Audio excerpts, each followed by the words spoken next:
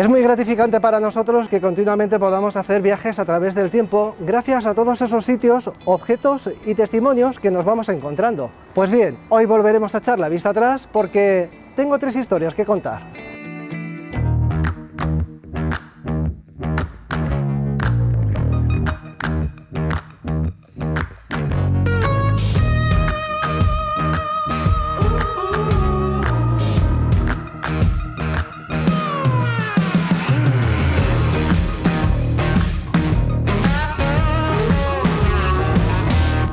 Estaremos en un sitio que durante muchos siglos fue hogar de los romanos, un sitio del que todavía no se sabe todo, pero cuyos restos arqueológicos hablan de la importancia que tuvo que tener.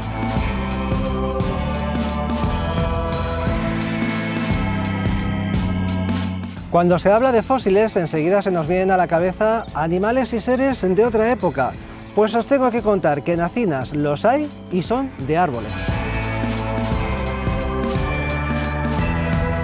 Hay una imagen que recuerdo con mucho cariño de cuando yo era niño. Por la calle por donde vivía pasaba el pastor con sus ovejas y en este caso las llevaba a pastar a un sitio cercano. Pero claro, había pastores que se iban mucho más lejos. Estamos hablando ya de la transhumancia y para saber más, hoy viajamos a los barrios de Luna.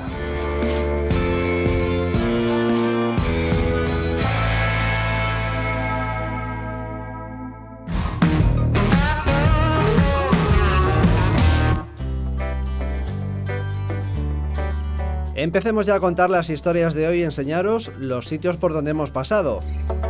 Para el primero de ellos nos hemos trasladado hasta un pueblo con raíces muy antiguas. El viaje de hoy lo iniciamos en Peñalba de Castro y a ver, os voy a contar lo que me está pasando. Resulta que andando por las calles me estoy encontrando con cosas como esta. Aquí tenemos una pequeña inscripción en una piedra que está situada en este muro de la iglesia que pone algo así como pero no es la única. Allá hay un capitel y allá hay otro. Y esto yo diría que, a ver, esto es una maceta, está claro, ¿no? Pero yo diría que es una columna, porque esta es la base. Mirad, aquí hay otra especie de columna y aquí hay otra piedra que no sé lo que es. Mira, que me voy con Alicia para que me lo cuente. Ella es la alcaldesa del municipio y creo que va a ser la persona más indicada para comenzar un recorrido que ya está siendo, por lo menos, intrigante. Oye Alicia, ¿qué es lo que pasa en Peñalba de Castro que me estoy encontrando con un montón de piedras antiguas? Pues es que aquí cerquita, aquí al lado, se encuentra la ciudad romana de Clunia y hace tiempo estuvo abandonada y se utilizó como cantera. Vamos, que más de uno se llevó alguna piedra para construir su casa. ¿Y qué relación tenéis con el yacimiento romano? Pues descendemos de ellos, nuestra historia parte de ellos y pertenece al territorio de Peñalba de Castro. Entonces, digamos que siempre hemos tenido conexión. No me digas, sí. Porque tú eres romana. Tenemos un poquito de romano, sí. ¿Tú sabes si pasaron personajes ilustres por ahí, por el yacimiento romano? Pues ha estado el más importante, ha sido Galba. ¿Galba? Sí, ¿Y este señor un quién? emperador. Un emperador romano. Hemos tenido emperadores en Peñalba. De hecho, parece ser que Servio Sulpicio Galba preparó en Clunia su rebelión contra el emperador del momento antes de que ocupara ese cargo. Y por casualidad, ya que descendís de los romanos, aquí de vez en cuando a lo largo del año os disfrazáis de romanos. Hemos tenido intercambios culturales con un pueblo pequeñito de aquí que se llama Baños de Valdearados, que también hay una villa romana, y hemos hecho veranos de disfrazarnos y de hacer un día cultural con ellos. Bueno, pues un día de estos me cojo un traje de romano y me vengo con vosotros. Sin problema. Creo que tienes en casa un trajecito de romano muy sugerente, así que ya lo tienes todo hecho. ¿Y qué es lo que podemos ver ahí en el yacimiento? Pues visitar realmente, podemos visitar 2 casas romanas, tenemos unas termas y la joya de la corona es un gran teatro. ¿Existe también algún centro de interpretación o algún sitio donde yo pueda ir para que me expliquen un poco antes de pasar allí? Sí, tenemos un aula donde puedes ver a tamaño reducido un poquito toda la historia del yacimiento y tienes personal experto que te va a ayudar en todo lo que quieras y te va a enseñar el yacimiento. Oye Alicia, pues que me voy a ir al centro de interpretación para seguir este viaje y que me cuenten algo más antes de pasar allí. Vale, Conrado, hasta luego. Que lo disfrutes, hasta luego. Pues ha llegado el momento de dejar atrás Peñalba de Castro, que está a los pies del yacimiento de Clunia, para comenzar a indagar en la ciudad romana. Así que siguiendo la recomendación de Alicia, me voy al aula de interpretación, que Mari Carmen me va a contar más cosas. Mari Carmen, para hacernos una idea de lo que hay en el yacimiento, este es el mejor sitio porque además estoy rodeado de piezas. Todas las piezas que ves en el aula son piezas originales, menos las monedas, que son reproducciones siempre por motivos de seguridad. A mí hay una cosa que me llama muchísimo la atención y es una fotografía aérea de lo que sería el yacimiento. Es un yacimiento bastante grande, ¿no? Sí, tiene 130 hectáreas. Siempre nos han dicho que creen que toda ella estuvo edificada, pero lo que hay excavado es en torno a entre un 8 y un 10%, muy poquito. Pues fijaos todo lo que tiene que haber aún bajo tierra. Otra de las cosas que llama la atención cuando alguien llega aquí al centro es que las piezas tienen una calidad excepcional. ¿Esto puede dar pistas de que era una ciudad importante? Sí, sí que da pistas de que era una ciudad importante, porque los materiales son bastante ricos, no solamente en el artesonado, en los materiales que están trabajados, sino por la cantidad de materiales que hay. ¿Y se han encontrado también piezas cerámicas? Hay 3 tipos de cerámica que se puede ver abajo.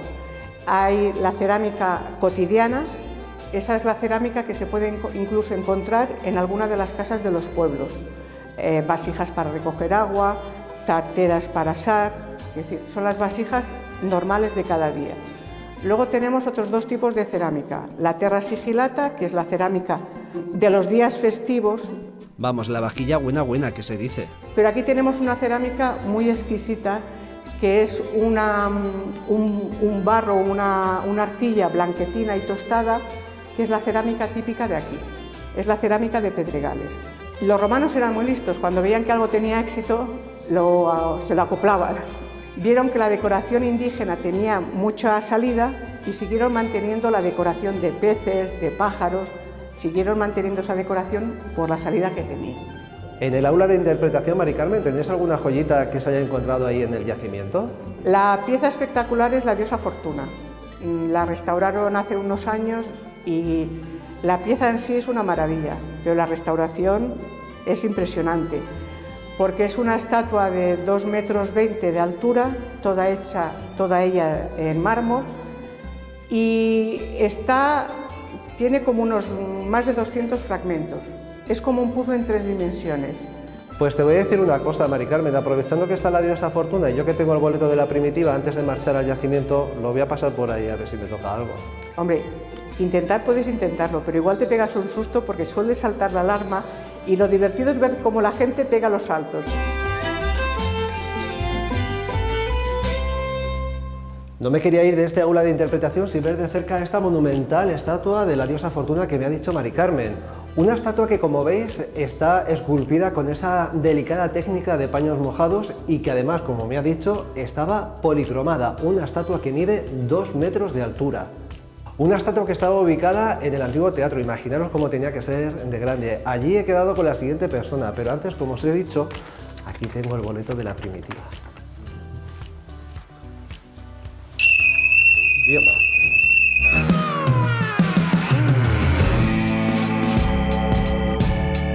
Al llegar a Peñalba de Castro hemos encontrado que en algunas casas hay piezas romanas porque muy cerca de allí existe una ciudad romana. Pues es que aquí cerquita, aquí al lado, se encuentra la ciudad romana de Clunia. Una ciudad donde se han encontrado restos que hablan de su importancia. Porque los materiales son bastante ricos.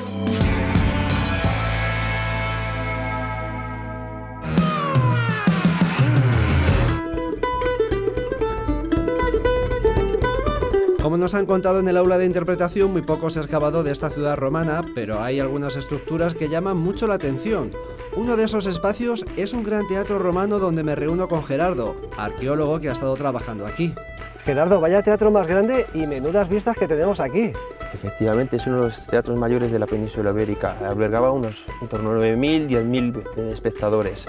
Y después de lo de las vistas, justo detrás del muro de la escena, este muro que estamos viendo ahí que se conserva, detrás había una galería porticada abierta. Entonces, en ciertos momentos, ciertos espectadores podían ir detrás del muro y habría como una especie de galería que se concebía como una especie de mirador del paisaje. Esa especie de mirador, de alguna manera, también se convierte en un escenario para la gente que venía a la ciudad. Entonces, el teatro ya era un símbolo de la ciudad no como ahora, que es digamos, uno de los edificios más representativos del yacimiento, sino ya en la época romana era uno de los símbolos de la ciudad, de tal manera que cuando venían, se acercaban un visitante a la ciudad, lo primero que veía era el teatro. Por tanto, era algo que podría hablar de la monumentalidad de la ciudad. Hemos estado viendo en el aula de interpretación esa estatua grandiosa de la diosa Fortuna. ¿Os habéis encontrado más estatuas de este tipo aquí? Vamos a ver, estatuas hemos encontrado pocas. En la estatua de la diosa Fortuna hemos encontrado a veces pequeños fragmentos, pero generalmente las estatuas se reutilizaban después, aunque parezcan mentiras, se utilizaban después para crear cal. Sí, habéis oído bien, para hacer cal. Esta estatua estaría, digamos, veis lo que veis, el frente escénico, el muro de la escena, ese muro tendría que ser 3 veces más alto y estaría revestido por 2 pisos de columnas. Entre ellos había una serie de estatuas y una de ellas sería la diosa Fortuna que está en el museo. Además de este espacio público, ¿habéis encontrado más en el resto de la ciudad? Sí, arriba encontramos, está excavado la mitad del foro. ¿Y qué hay del resto? A ver, cuando uno llega a una ciudad romana se imagina ver un anfiteatro, un circo. Anfiteatro no tenemos. Lo que sí que sabemos es que este edificio se construye a finales del siglo I, pero sabemos concretamente que en el año 169 después de Cristo el teatro se reforma. No se reforma, se transforma en un edificio diferente y se transforma en un anfiteatro. O sea, digamos que de alguna manera las obras de teatro no gustan tanto y lo que gusta son la lucha de gladiadores y todas estas cosas. Como veis, se trata de un teatro que, como se hacía en aquella época, utilizó la pendiente de la ladera para situar el graderío. ¿Estáis pensando lo mismo que yo? ¿A que os gustaría haber nacido en aquella época y poder ver todo este teatro montado? Otra de las cosas que vamos a visitar son algunos de los mosaicos que han aparecido aquí en Clunia. Me voy a la casa Taracena, que he quedado con Rosa. Y para reunirme con ella me adentro al interior de lo que sería una gran casa repleta de rincones y mosaicos. Pasear por sus cimientos puede ser toda una experiencia si con imaginación levantamos las paredes y atravesamos pasillos y habitaciones. Hasta este momento no he querido hablar del origen de la ciudad porque quería aprovechar que estamos en una vivienda. ¿Cómo surgió y cuándo?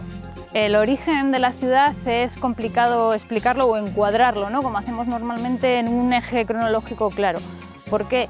Porque cuando llevas a cabo el estudio de una ciudad es importante conocer cuál es el primer núcleo. ¿Qué nos sucede aquí? Que Clunia no surge del núcleo primitivo o el núcleo indígena que sería el Arévaco.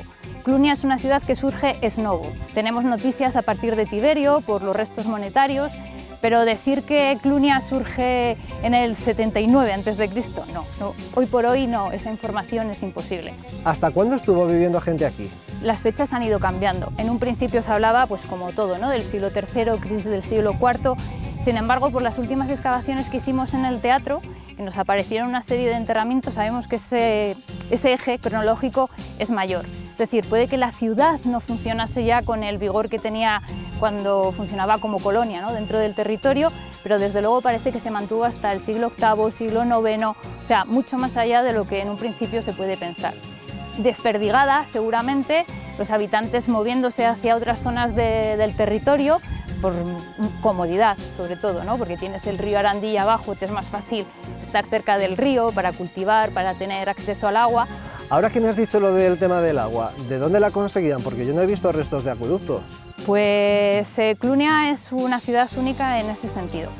Tenemos un sistema kárstico que conocemos como Cueva Román y seguramente, o sea, no podemos decir que es la única fuente de abastecimiento de la ciudad, pero desde luego es la más singular. ¿En qué consiste Cueva Román? Cueva Román es toda una serie de canales subterráneos, una cueva kárstica que los propios romanos se encargan de acondicionar para aprovechar ese agua que de alguna manera va filtrando, ¿no? y ha ido creando una serie de lagos y de contenedores naturales de agua. ¿Cómo extraen ellos ese agua? A través de los pozos. Las cisternas se llenan con otro método, que es aprovechar todo el agua de lluvia. Al final adaptaban los recursos y conocimientos para sacar el máximo partido de los mismos. Rosa, esta es una de las viviendas más grandes que de momento se han descubierto, ¿no? Tenemos excavadas, por decir de alguna manera, viviendas privadas, 3. Y la más espectacular de todos, aún no estando, o sea, sin haber estado todavía acabada, de excavar es esta, la Casa Taracena. Aquí había dinerillo. Eso parece. Desde luego, por las dimensiones que tiene, aunque no está muy claro porque hay muchas remodelaciones, parece que coincide con la de un personaje importante de la ciudad, sobre todo por las labores de los musivarios. ¿La calidad de los mosaicos nos puede dar alguna pista de la importancia que tenía la persona que aquí vivía? Sí, por ejemplo, en este mosaico veis teselas azules y verdes. Son materiales que ya en la elaboración del mosaico suponían un coste diferente a las cerámicas a las teselas de cerámica marrón, por ejemplo, o el blanco y el negro, que es más común. De hecho, hay varios mosaicos, unos mosaicos que se tapan para protegerlos de las inclemencias meteorológicas y que se destapan al llegar el buen tiempo. Tú llevas muchos años trabajando en este yacimiento arqueológico. ¿Qué significa para ti? Pues para mí es... ¿Es tu hija? No tanto como mi hija, puedo ser yo su hija, pero para mí es muy especial. Es donde me formé como arqueóloga y donde ahora estoy trabajando como gestora de la Diputación de Burgos y, no sé, es sentirlo, ¿no? Es algo que forma parte de ti. Que forma parte de ella y de todos los castellanos y leoneses, pues esta es otra de esas ciudades importantes que hablan de aquellos que pasaron, quedaron y comenzaron a forjar una identidad de la que muchos aspectos aún perviven.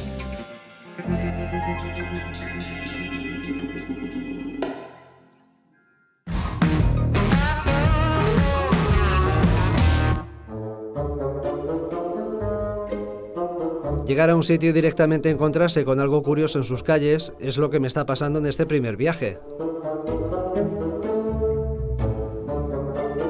Ahí vas, aquí hay otro. Y encima está aquí, debajo de un techo.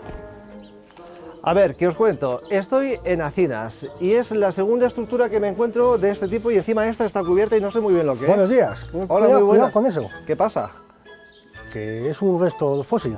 ¿Cómo que es un resto fósil? Pero sí... Ah, bueno, claro, que es una piedra. Claro, es una piedra, es un resto de un árbol fosilizado. ¿De un árbol fosilizado? Claro. ¿Y qué hace aquí? Pues esto no nació aquí, ni estaba aquí, se trajo del campo, se recuperó y se trajo aquí en el 1981. Pues no tuvo que ser nada sencillo traerlo, porque tiene que pesar lo suyo. Me estás diciendo que aquí en Acinas tenéis árboles fosilizados. Efectivamente. ¿Y cómo se descubrieron todos estos árboles? Pues la gente toda la vida ha tenido conciencia de estos árboles y en 1976 se decidieron a sacarlos. Les animó el padre Ventura Alonso a la gente y se reunió un grupo de gente, fueron al campo, juntaron 25.000 pesetas para una máquina y empezaron a traerles al pueblo. Este es el segundo árbol que se trajo. O sea que los árboles que tenemos aquí en el pueblo los habéis traído de por aquí del entorno. Del entorno de la zona. Este más o menos son unos 3 kilómetros de aquí. Vaya, pues parece que tenemos algo como muy singular que contar hoy. ¿Tenéis algún sitio donde me puedan informar un poco más sobre este tema, que parece muy interesante? Sí, tenéis un centro de visitantes del árbol fósil. Pues me voy para allá, muchísimas Vale, gracias. gracias a ti, Hasta hasta luego. luego.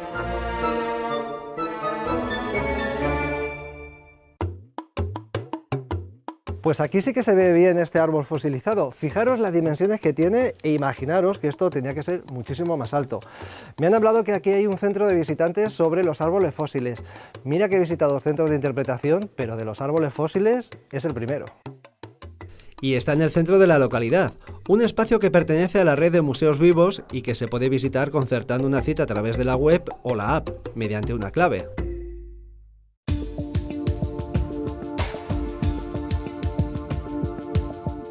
Roberto, una de las cosas que me ha llamado la atención al pasar a este centro de visitantes es que nos hemos metido por una especie como de túnel del tiempo. ¿Esto qué es? Sí, pues es una recreación de una cueva molde. Son cuevas en las que en un día pues, hubo un árbol dentro y con el paso del tiempo pues, se fue descomponiendo. Puede que parte del árbol que hubo en su día se petrificase y se quedara pues, adherido al molde, haciéndonos un negativo. O sea que para empezar la visita han querido recrear la oquedad propia que quedaría al extraer un árbol fósil. Este es un buen sitio para conocer lo que hay aquí en Acinas, esos árboles fósiles. ¿Qué datación tienen los árboles que habéis encontrado aquí en Acinas? Tienen una edad aproximada de unos 120 millones de años. Es más o menos del Cretácico. Oye, ¿qué tipo de árboles son los que habéis encontrado? Son de la familia de las coníferas. A mi izquierda tenemos un agati, que también se le puede llamar cauri, y aquí a la derecha tenemos el podocarpo. ¿Se tiene conocimiento de que pueda haber más en el entorno? Sí, tanto en lo que es en la zona del pueblo, en Acinas, como en los pueblos de alrededor se conoce que hay árboles. Vamos, que en el entorno hay todo un yacimiento de árboles fosilizados. Y aparte de esta especie de recreaciones, ¿qué es lo que podemos encontrarnos en el centro? Bueno, pues el centro lo tenemos dividido en dos partes. La parte de las recreaciones, que digamos que es un poco lo que hubo hace 120 millones de años, y por la otra parte tenemos el apartado ya con los fósiles, que son todos de verdad, y un poquito unos carteles con la actualidad. Podemos ver una recreación de ámbar, con una mosca, que está a escala aumentada, porque el tamaño de la mosca era de 2 milímetros y no se apreciarían bien las características. Luego tenemos una recreación de cómo sería un bosque por esta zona, que sería pues un poco una zona bastante tropical, con sus tipos de árboles, un poco la fauna y los vegetales que tendríamos por aquel entonces. Y en la otra parte, pues bueno, tenemos fósiles de lo que pudo haber aquí, de algunas zonas de España y a nivel mundial. Y luego los carteles pues nos nombra diferentes lugares y de lo que tuvimos y lo que tenemos hoy en día. Aparte de esos troncos que tenéis aquí en el pueblo, que bueno, que la imagen en exterior es impresionante, ¿tenéis también alguna sección hecha para poder ver el interior? Sí, aquí en el centro tenemos una sección de un protopodocarpoxilón y ahora mismo te lo enseño. Venga. Bueno, aquí tenemos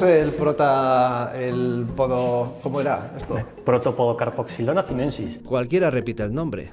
A ver, Roberto, me estés engañando que esto es un tronco de madera. No, esto es ya una sección de un árbol que ya está petrificada, que en su día pues, estuvo enterrado bajo lodo. Al no tener oxígeno, pues lo que es la madera no se pudo descomponer y con el paso del tiempo se fueron filtrando los minerales, dejándonos lo que es la madera en estado ya fosilizado. Bueno, es impresionante, es que da el pego, vamos, que parece que es una madera de verdad. También podemos ver los brillos, es el sílice, el mineral que en este caso se nos fue filtrando haciendo la petrificación. Como vemos, tiene bastantes huecos, que eso es cuando el árbol pues, en el estado de petrificación emergió en algún periodo, pues volvió a haber oxígeno. Entonces, al igual que en la cueva, esas partes de madera se nos fueron descomponiendo y dejándonos los huecos. Luego a lo mejor pues, se volvió a enterrar y hasta el día que se encontró. Está cortado y pulido para que lo veamos bien, parece para un poderlo mármol. ver mejor.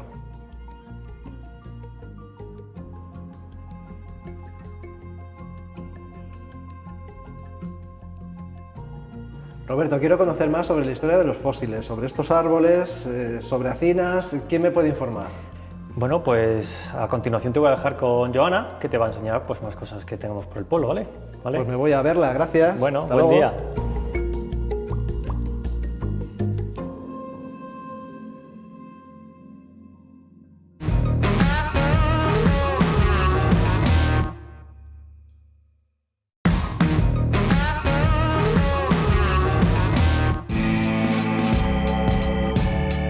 Al llegar a Acinas nos llamó la atención una especie de rocas que hay en algunos puntos de la localidad y nos contaron que son árboles fosilizados. Ah, bueno, claro, que es una piedra. Claro, es una piedra, es un resto de un árbol fosilizado. Árboles de unos 120 millones de antigüedad muy presentes en la zona. Tanto en lo que es en la zona del pueblo, en Acinas, como en los pueblos de alrededor se conoce que hay árboles.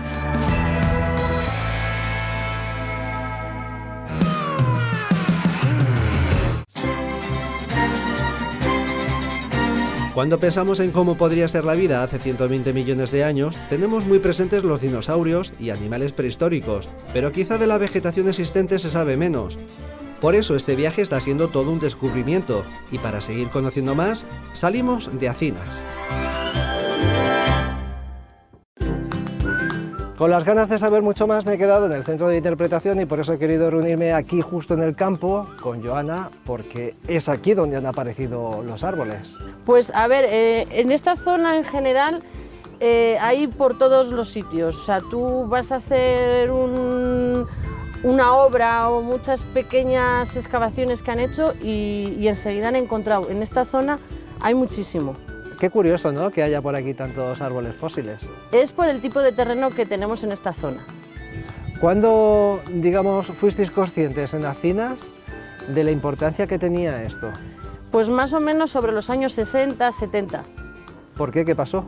Un señor que había aquí en Acinas, que se llamaba Ventura, animó un poco a la gente a lo que había, pues buscarlo. Fue cuando se trajo uno de los árboles fósiles, el primero, de la zona de las Trisiñeras, y fue pues así como se fue animando un poco todo, y cuando se empezó a valorar realmente lo que era tener un árbol fósil.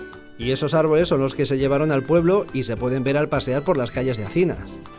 Que digo yo, Joana, que tener esto, que es único, porque yo no sé los yacimientos de árboles fósiles que habrá en España, es un orgullo también para Acinas. Sí, toda la zona nos conoce por los árboles fósiles. Mucha gente cuando viene les ve y se piensa que van a tener ramas y hojas, y sí que se quedan así un poco como es un trozo de piedra, y dices, ya, claro, es lo que tiene, es un fósil. Claro, un fósil. Pero sí que es curioso que en cuanto dices Acinas, todo el mundo se va a los árboles fósiles y es una señal de identidad, sí. Pues después de lo que me ha dicho Joana, yo no sé si remover un poco la tierra para ver si aparece algún fósil. Árboles hay, piedra hay, yo creo que son las condiciones idóneas. Pero ¿os imagináis cómo estarían enterrados o incrustados en la roca estos árboles fósiles? Pues he quedado con una persona que me lo va a contar. Para ello tampoco nos hace falta desplazarnos mucho, porque en lo más alto del municipio hay una especie de peña con una cueva, o no tan cueva. Juan, que yo quería saber de dónde se habían conseguido o habían salido los árboles fósiles, y me habéis traído aquí, lo primero que veo es un cartel detrás de ti que pone la Cueva de los Moros. A ver, que me estés haciendo un lío. Yo creo que esto viene de Cueva de los Moros porque está al pie del castillo, que esto se hizo precisamente en el siglo IX-X para defenderse de los moros que venían de la parte de Soria, los moros toledanos. Y entonces, pues bueno, ¿de dónde viene el nombre? Pues yo creo que tiene que venir de ahí. Siempre se decía que esto era la Cueva de los Moros. Era la Cueva de los Moros, de toda la vida, los antepasados, padres, abuelos y tal, y entonces eso es lo que te puedo decir, yo creo que es eso. Claro, al final era una oquedad en la roca que se ha utilizado con el paso de los siglos. Y fíjate lo que son las cosas, que aquí había otra cosa. Efectivamente, ahí está claro que ha habido, eso es un molde de un árbol fósil. Se ven perfectamente las cortezas que están todavía incrustadas en la arenisca, y entonces lo que pasa es que ese árbol fósil se ha erosionado por las razones que fuese, que no sería lo más idóneo, pero el árbol fósil de ahí nunca ha existido, vamos, nunca, por lo menos nosotros no lo hemos conocido. Con lo cual esto está muy bien para hacernos una idea de dónde salían estos árboles fósiles. Sí, estaban incrustados y principalmente, sobre todo, en arenisca, en peña arenisca. Oye Juan, ¿tenéis algún árbol fósil que no hayáis extraído todavía de la roca y se pueda ver? Sí, tenemos uno. ¿Por qué no me lo enseñas? Pues ahora mismo lo podemos ver. Vamos para allá. Venga. Tenemos la imagen de los árboles fósiles, tenemos un molde, y qué mejor que finalizar este viaje conociendo uno de esos árboles sin excavar. Juan, este es el que me querías enseñar, ¿no? Aquí Pues sí. quedan restos que están ahora mismo en la propia roca, en la tierra. Efectivamente, aquí está in situ, donde se ha creado, y esto de toda la vida, vamos, de cuando era el chaval, solamente se veía un poquitín y entonces alguien decía, ¿esto qué es? Una cosa rara y tal. Luego ya, pues en los años 60 más o menos, pues eso parece árbol fósil. Y en el año 2003 es cuando pues un grupo de vecinos, y ya digo, la asociación Amigos de Acinas y el ayuntamiento, y todos en conjunto, pues empezamos a picar aquí. Y entonces se descubrió que efectivamente, que aquí hay un árbol fósil, y entonces, bueno, pues, evidentemente no se saben las dimensiones que puede tener porque está enterrado. No, en absoluto. Lo que está claro es que continúa, porque se ve, y claro, esto está, pues, vamos a decir, debajo del castillo, debajo de la peña del castillo, pero no sabemos los metros que puede tener. Por lo que mejor es dejarlo donde está, porque así puede servir para tener una imagen clara de cómo pueden estar. ¿Y sabéis qué especie de árbol es, por esos pocos restos que habéis encontrado? Bueno, pues yo no lo sé, porque claro, el que tenemos ahí abajo sí que le he puesto ya un nombre propio. Será de la familia. Habría que excavar un poquito más, ¿no? Efectivamente, lo que pasa es que es muy difícil. Un verdadero tesoro en roca es lo que podemos decir que nos hemos encontrado en Acinas, un tesoro que además nos lleva a hacer un viaje a través del tiempo, ni más ni menos de 120 millones de años.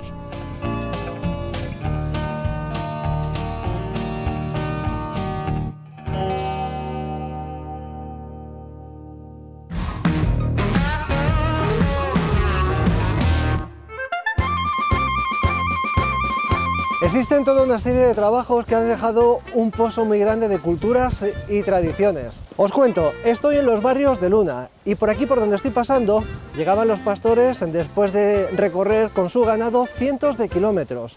Hoy os tengo que decir que estoy tras las huellas de la transhumancia. Algo que hasta hace no muchos años era lo habitual. Recorrer caminos, bosques y cañadas reales buscando la mejor alimentación para las ovejas.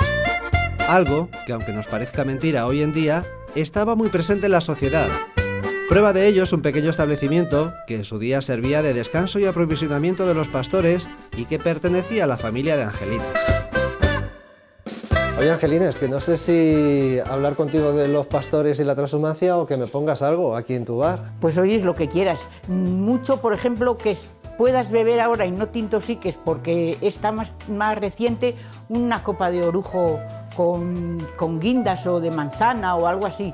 Creo que mejor dejo el orujo para otro momento, no vaya a ser que... ¿Esto, Angelines, dónde estamos? ¿Qué era? ¿Un bar? ¿Una tienda de ultramarinos? Era la fonda que había en el pueblo y el bar de ultramarinos y el estanco. O sea, un poco de todo. Un poco de todo, sí. Igual podías comprar unas madreñas, que unas zapatillas, que 1 litro de aceite o 1 kilo de azúcar. Seguro que hasta bacalao salado.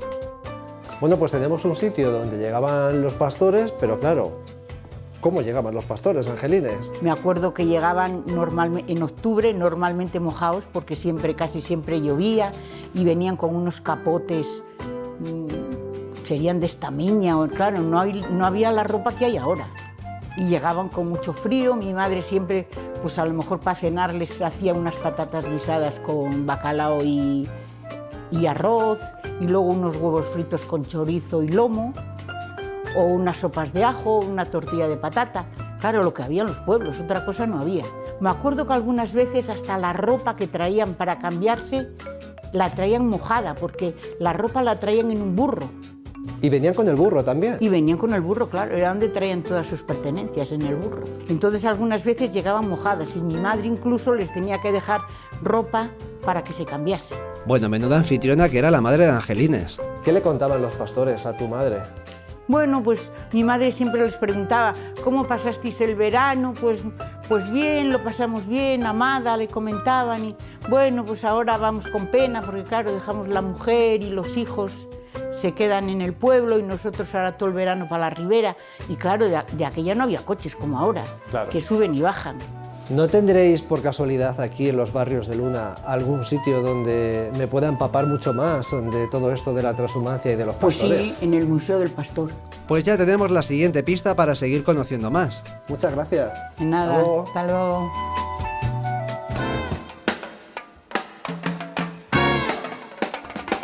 Salgo de la tienda bar de Angelines imaginándome cómo llegaban los pastores con los burros y sus alforjas cargadas de todos esos objetos que necesitaban. Y antes de pasar al Museo del Pastor, os tengo que contar algo. He quedado con el Jilguerín de Casares. Mario, muy buenas. Hola, buenos días, Conrado. Me voy a sentar aquí contigo. Siéntate. Bueno, el hecho de quedar contigo es porque, aparte de que vamos conjuntados, bueno, esto es broma, es porque el folclore en torno a la transhumancia y los pastores tiene mucha importancia, ¿no, Mario? Sí, la transhumancia tiene una importancia grandísima en la tradición oral, puesto que los desplazamientos que hacían los pastores con los rebaños de las ovejas eran muy grandes, lentos, y iban pasando por pueblos donde adquirían esos conocimientos de las canciones y la tradición oral que había en cada lugar por el que pasaban. ¿El folclore en torno a la transhumancia era generado por los propios pastores, por la gente que recibía a los pastores? No, esas canciones solían ser típicas de cada lugar por el que pasaban. Lo que pasa es que cuando llegaban los pastores a ese pueblo, con el ganado, hacían noche, entonces siempre se hacía algo de fiesta. ¿Se ha hecho algún tipo de estudio de cuál es el origen de toda esa tradición oral? Hombre, hay, pero la tradición, digamos, casi que es desde que se tienen conocimientos escritos, llamando los arameos, incluso ya hay cosas escritas sobre canciones, romances. Los romances tuvieron muchísima importancia, sobre todo en la Edad Media. ¿Y cómo eran esas canciones en este entorno? Bueno, en realidad el folclore era muy sencillo, eran romances, y si no eran jotas, otro tipo de baile que por aquí se llaman titos, en Cantabria llaman a lo ligero, las jotas el baile chano, baile del país, pero sí, era todo muy tradicional. Oye, ¿no me podrás tocar alguna de estas canciones? Bien, pues te voy a cantar y a tocar el romance de la loba parda. Estando yo en mi choza, pintando mi callada.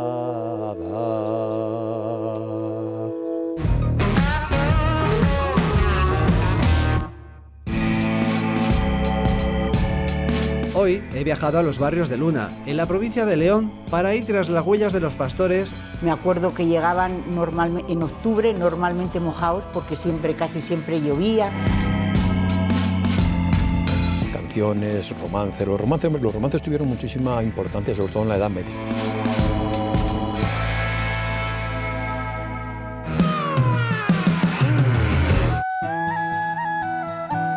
Fijaos si ha calado la cultura pastoril en los barrios de Luna y en esta zona, que existe un museo dedicado a toda esa cultura y tradiciones.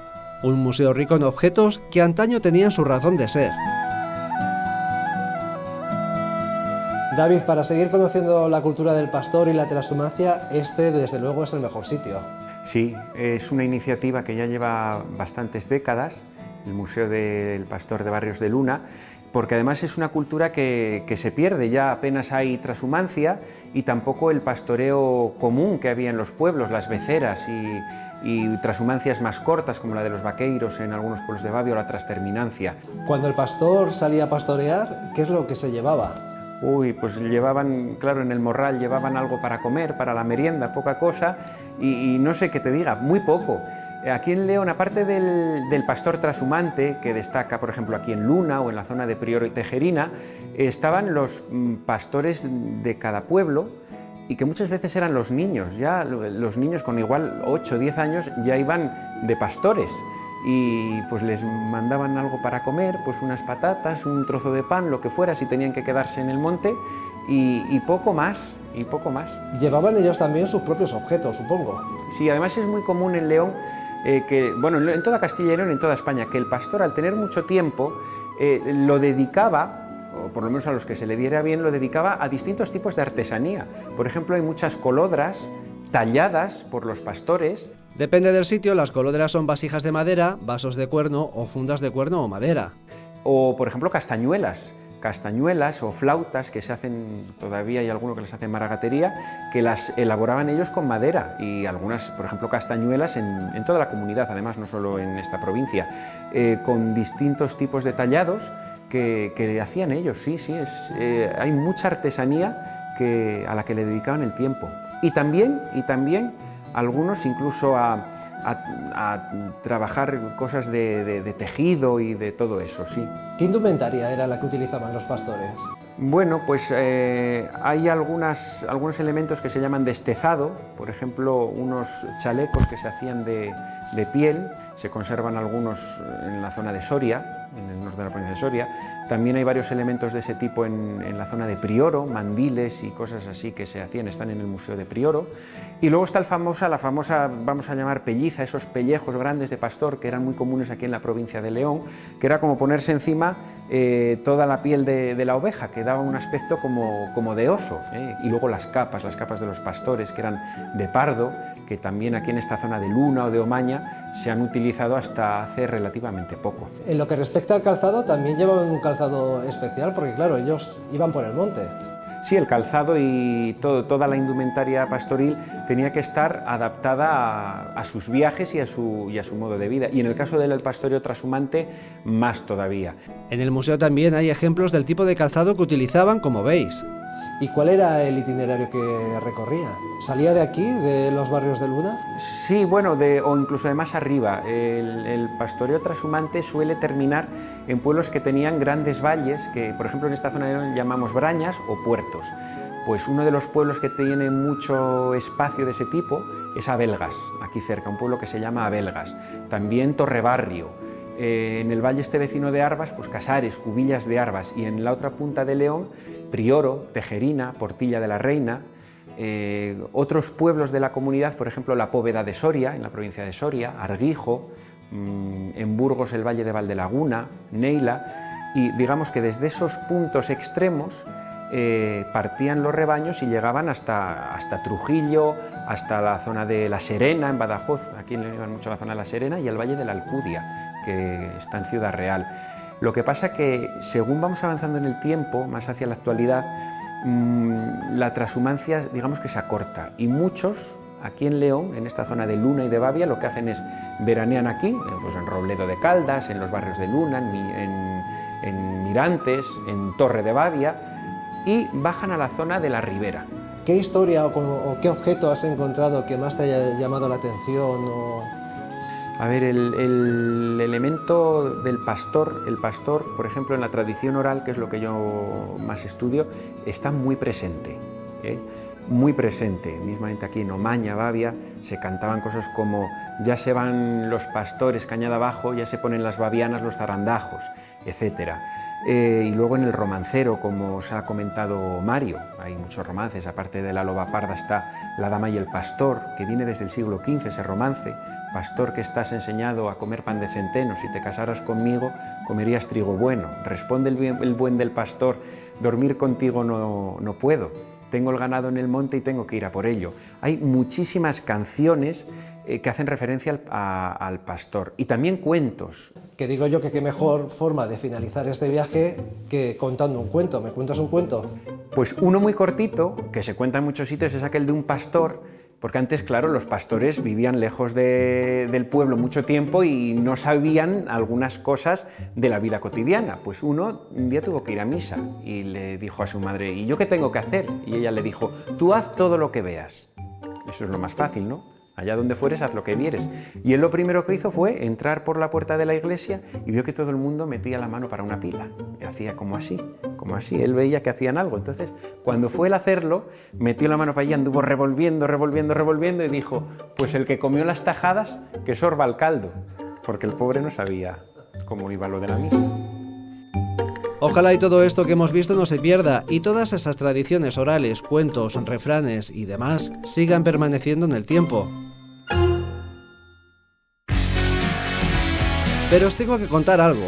Nuestro viaje no ha finalizado porque de los barrios de Luna me traslado a Villibaño. Hemos visto cómo la transhumancia ha marcado el ir y venir de muchas familias. Una transhumancia en torno a la cual se generaba toda una serie de culturas y también de tradiciones. Algo que nos habla de la importancia de conocer el pasado para saber dónde estamos, cuál es el presente. Pero, ¿qué es lo que ha quedado de todo esto? ¿Siguen existiendo pastores que practican la transhumancia? Y eso es algo que voy a descubrir con José.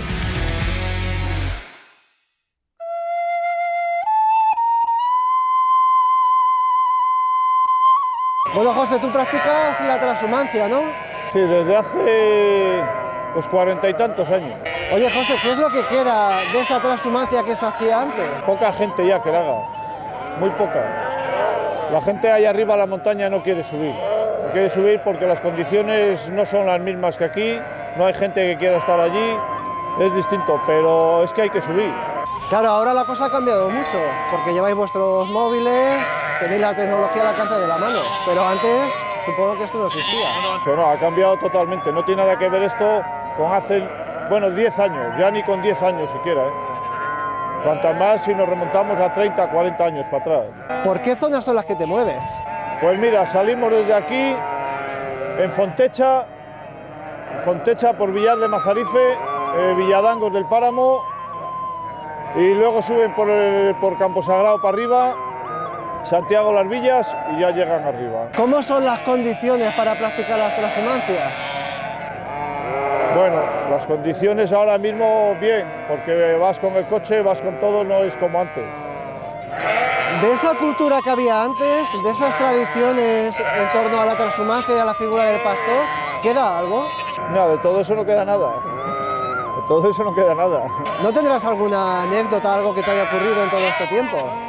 Mira, yo recuerdo, por ejemplo, yo tuve las fiebres de Malta de aquella y bajaba en la yegua a poner las inyecciones al pueblo 50 minutos, tardaba en bajar, y volvía a subir otra vez para arriba. Eso hoy es imposible, eso, vamos, estás malo, estás de baja y te quedas en casa. De aquella no, claro, te estoy hablando de hace 40 años, O sea, aquello sería impensable que nadie lo hiciera ahora. Ni es justo que se hiciera tampoco aquello era lo que había de aquella, pero vamos, no... Y aquí mis 7 cachorros. Muchas veces ocurre que al escuchar un refrán, una canción o conocer un objeto o un sitio, no sabemos muy bien de dónde viene y cuál es su origen. Por eso este viaje me ha servido para poner en valor todo aquello que el pastoreo y la transhumancia generó y que sigue estando tan presente en muchas de nuestras tradiciones y fiestas actuales. No me la cobráis, cenaréis de mi callada.